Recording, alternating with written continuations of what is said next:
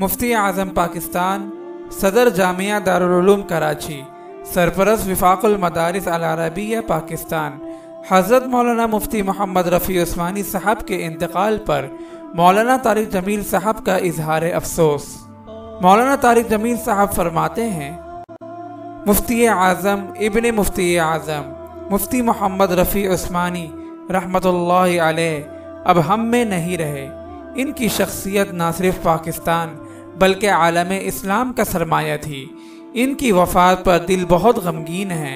अल्लाह ताला मुफ्ती साहब के दरजात बुलंद फरमाए और लवाहिकीन को सब्र जमील अता फरमाए।